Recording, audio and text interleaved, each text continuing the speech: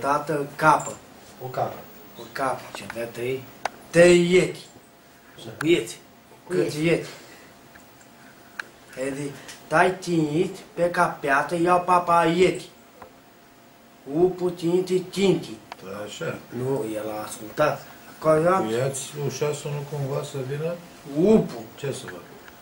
Papă ieti. Da. Upu pleacă tinti tinti. Și Ca să capra unde? aibă vocea mai ascuțită, nu? Da. Capra Mai unde? subțire. Capă. Capra unde era? Să aducă varză. Giurgela, da.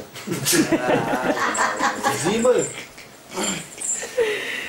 Și a venit lupul și ce a început să cânte la ușă? Ce ieti.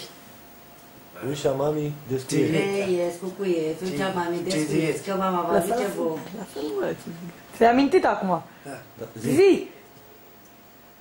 Zi, bă! Ce ieti. Vrei, mă, că nu râde nimeni de tine. Nu știu.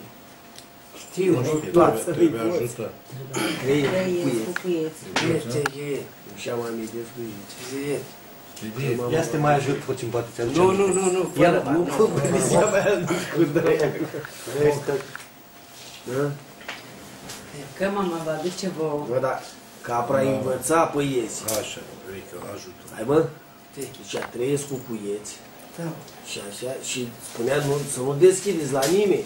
Da, mă, eu te pun acum. L-ai băgat în ceață. că nu. Și lupul, el a ascultat după colț. Capra după comparatul, nu? Da, capă, Și-a ia. lăsat pe zeacă. După varză. Ieti te acasă. Și a venit la ușă cine? Upu. Și cum a făcut? A bătut la... Cioc. Edi, mamica, tatica. Mamica nu ia cată, ia papa ieti. Nu ia ta? Așa e că... Da. Zi. Zi tu. Și cum a început lupul? Ieti. Dei tu nu iau, vin apiată, dau papa ieti. A deschis ușa. Ce tu, ta mămicu? Era mai prost. Pot. Hai, zi. Zi tu. Și ea nu cum Eu zic, bă, sau... Edi, hai, nena. Papa, am putacoală. Că nu ia ta? Și unde l-a ascuns unul? Unu? În sobă? Cu hol. Cuptor și unul? Unu? Cu polară. Copaie în cadă? În cadă. În cadă. Sunt copai. Unul mic cu puhou. În lift ai zis? Nu, puhou mai Și mă avea lit. Păi trei erau, mă. Trei. Sau trei erau unde? Unu. După ușă.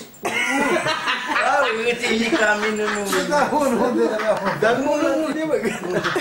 Mă,